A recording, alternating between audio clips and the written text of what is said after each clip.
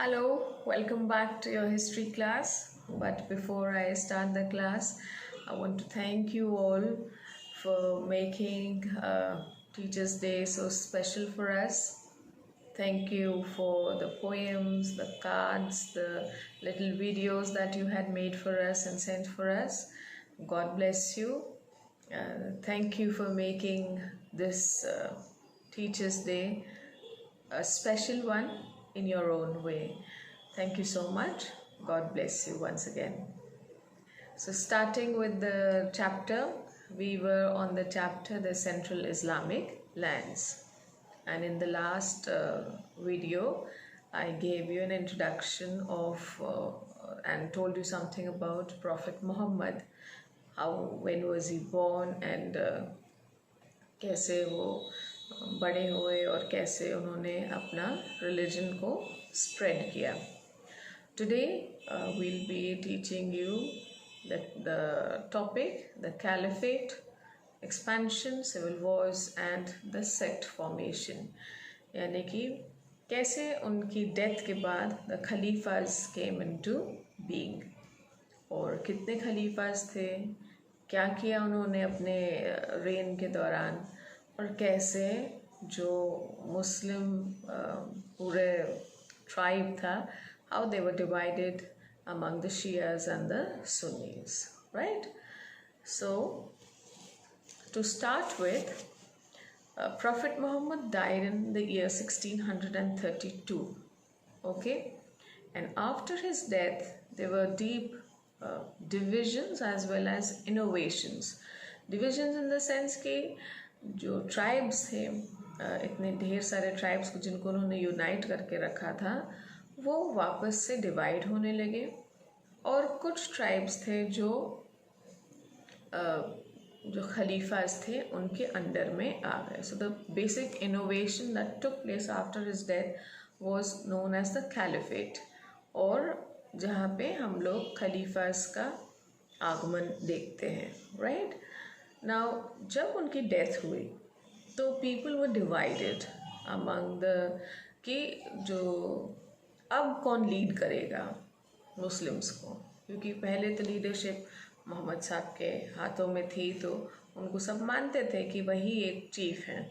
But now it was after his death there was a debate on who is going to take the leadership, and between 632 to 661 we see कि 4 khalifas came into being who justified their position by following the preachings and guidelines or the guidance given by Prophet Muhammad. Now, किसी का कहना था, कुछ लोगों का कहना था कि जो लीडरशिप है वो उन्हीं के परिवार में से किसी के पास जानी चाहिए, यानी कि हो सकता है उनके बेटे के पास या उनके सन इन लॉ के पास या उनके ब्रदर इन लॉ के पास. और कुछ लोग का मानना था कि जो बहुत ज़्यादा करीब थे मोहम्मद साहब के और जो उनकी हर कही हुई बातों को मानते थे, उनको फॉलो करते थे, उनके हाथ में लीडरशिप जानी चाहिए. So basically the tribes decided on the caliphate. Now there were two objectives of this caliphate. एक था कि वापस से कंट्रोल रिटेन करना है. जो लोग ये जो ग्रुप था मुस्लिम ग्रुप, उसको उम्मे कहते थे. जो लोग उम्मे से बाहर जा रहे हैं या कम्युनिटी से बाहर जा रहे हैं, उन लोग को वापस कैसे लाना है और उनको उसी कम्युनिटी में कैसे रखना है. और दूसरा था कि कैसे जब हम अब रख लेंगे लोगों को, हम जब रखेंगे अगर हम साथ में, तो उन लोग की देखभाल के लिए हम लोगों को we have to raise funds, we have to have resources for the state कि उनका ध्यान कैसे रखा जाए. ना उस बीच में जो फर्स्ट कैलिफ आते हैं या जो पहले खलीफा थे, उनका नाम था अबू बाकर. ना अबू बाकर शेप्ड पॉलिसी फॉर द उम्मे विच मतलब ही believed in the expansion of power. तो उन्होंने काफ़ी सारे लड़ाइयाँ लड़ना शुरू करी। और जब लड़ाई लड़ते थे तो जो बेसिकली जो पैसा लूट के लाते थे, that was distributed among the Khalifa and the military commanders।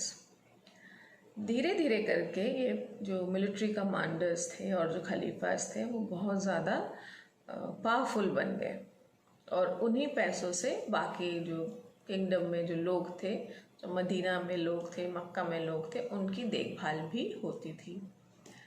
Now slowly they tried to expand their empire, and there was sooner or later the Byzantine Empire or the Sasanian Empire। दोनों empires जो थे वो अबू बकर खलीफा के rain के अंदर आ गए।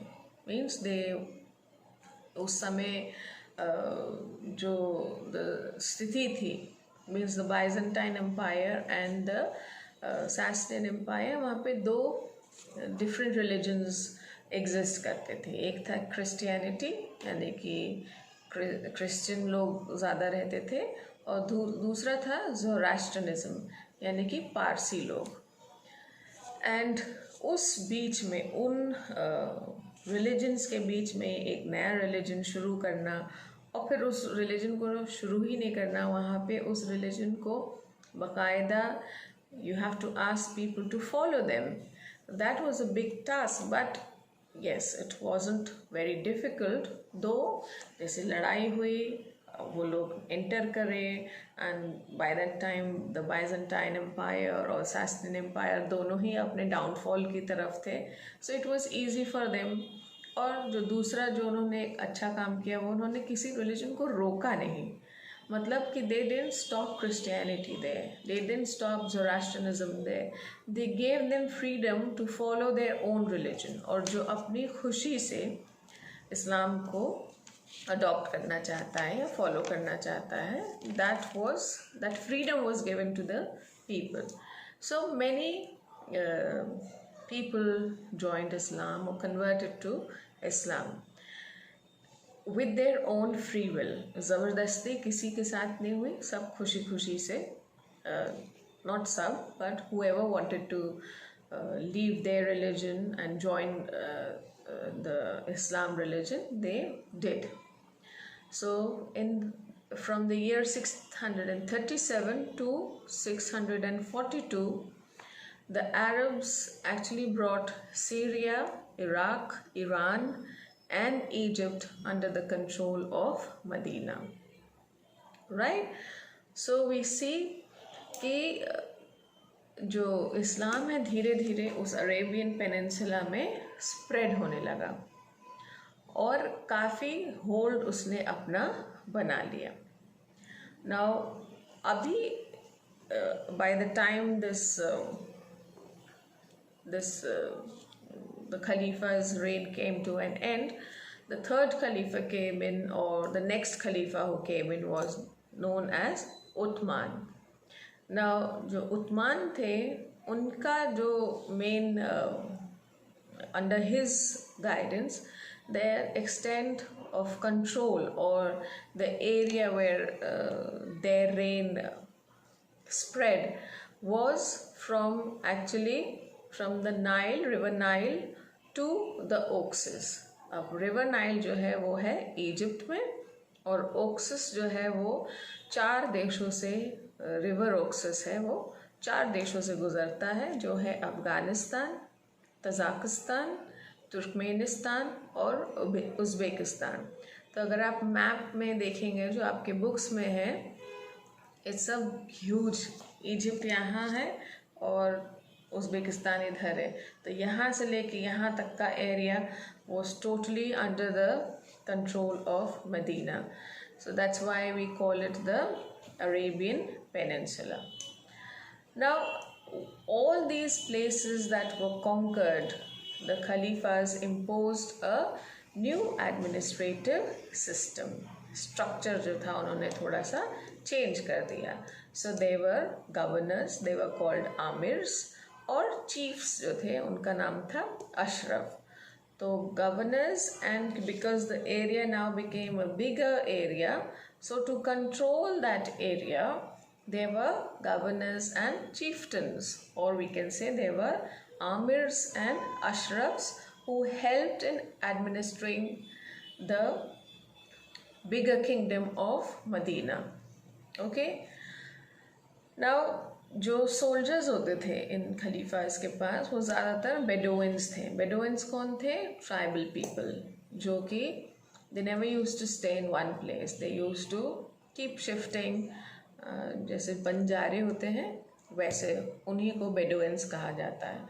तो जहाँ पे उनको खाना या पानी आराम से मिलता था वहीं पे वो लोग रहते थे. जहाँ थोड़ी कमी होती थी तो फिर वो शिफ्ट होके दूसरे एरिया में चले जाते थे. Nonetheless, but these were the main people who were in the caliph's army. They were the soldier of the खलीफा. जब खलीफा को मैं कैलिफ बोलती हूँ तो caliph is a word in English which is used for खलीफा. तो खलीफा की आर्मी में ज़्यादातर बेडोइंस ही रहते थे. तो बेसिकली बेडोइंस ने अपना एक एरिया सेटल कर दिया. उस एरिया का नाम था कूफा और बसरा. तो कूफा और बसरा के चारों तरफ ये बेडोइंस रहते थे और जब भी कोई लड़ाई होती थी तो खलीफा इन लोगों को समन करते थे और ये अपनी आर्मी लेके वहाँ पे पहुँच जाते थे. So it was centre place, ताकि वो खलीफा के भी करीब रहे और दूसरे एरियाज जहाँ पे भी उनको लड़ाई वड़ाई पे जाना है तो that was a centre point. so from that places would be easier. Even the non-Muslim population was respected and they were given the freedom either to stay there or to go out in any other area. But if they were staying in that area they had to give a tax called jizya. ये आपने 7th में शायद जब आप सल्तनत period पढ़ रहे थे तब आपने सुना होगा कि या जब आपने अकबर के बारे में पढ़ा है तो आपने देखा होगा कि उसने जजिया टैक्स को हटा दिया था. It was a religious tax and the Jews and the Christians and the Parsis who were staying there, they used to pay this tax. और टैक्स देना इसलिए भी ज़रूरी था क्योंकि वही टैक्स के ज़रिए that was the main source of income for the welfare of the people of the country, right? Now जब territorial expansion होने लगा, the Khalifas always emphasized on keeping unity and among each other. और जो उम्मे थे यानी कि जो community थी that was always threatened by conflicts or distributions of resources and offices.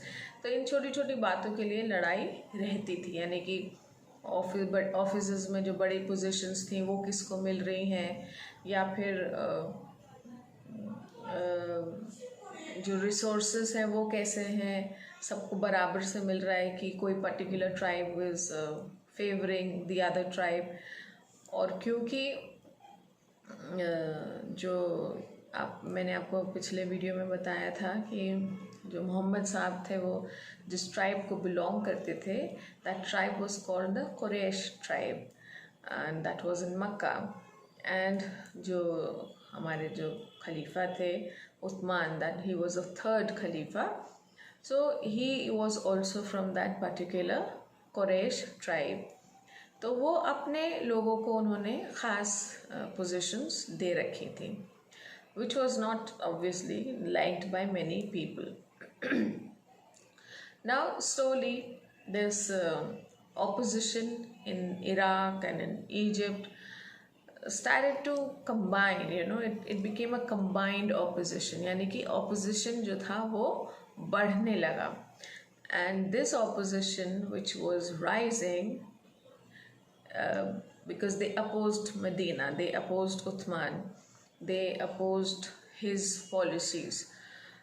So this led to the assassination of Uthman, यानी कि Uthman was killed, Khalifa Uthman was killed, and with his death Ali became the 4th Khalifa.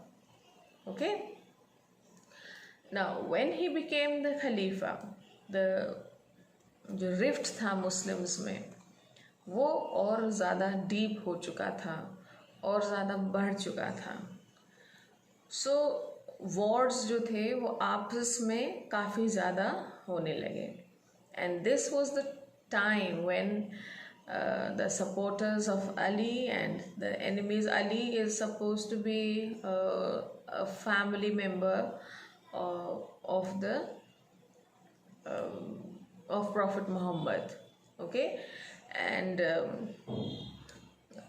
distant relative थे, और उनकी लड़ाई भी फिर profit Mohammad की wife से भी हुई। Prophet Muhammad's wife came in with an army.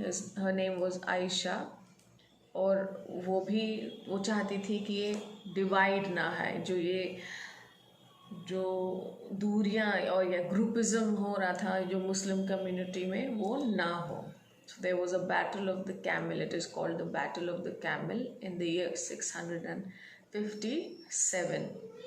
तो जब ये बैटल हुआ तो ये कहा उससे हुआ था कि ये जो रिफ्ट है वो ना हो, but eventually we couldn't stop the rift, and it is said that from this battle the Muslim community came to be divided between the Shias and the Sunnis. Okay, तो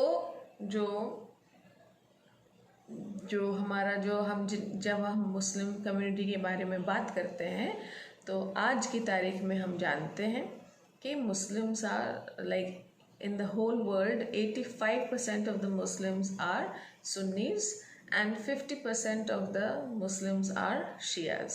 Okay, so that is how the division came into being. Now जो लोग खलीफा अली के साथ थे, they also eventually tried to make peace between the two groups. But जो उनके loyal थे अली के साथ वो अली के साथ रह गए, जिन्होंने उनकी बात मानने से इनकार कर दिया वो उनको छोड़ के चले गए। Means they were Muslims but they did not side him, so they went independently. In this जो उनको फॉलो करने लगे उनको हम खरजीज के नाम से जानते हैं। नाउ it is said कि ऐसे one of these Kharjis killed Ali also in a mosque. He was also assassinated. और फिर अली के बाद उनके बेटे थे Hussain, who took over, and he was one, of course he was the son, and then his descendants kept on becoming the next king or the next leader, we could say. और धीरे धीरे we see that Muawiyah made himself the next Khalifa in 661, and Muawiyah is called the founder of the Umayyad dynasty.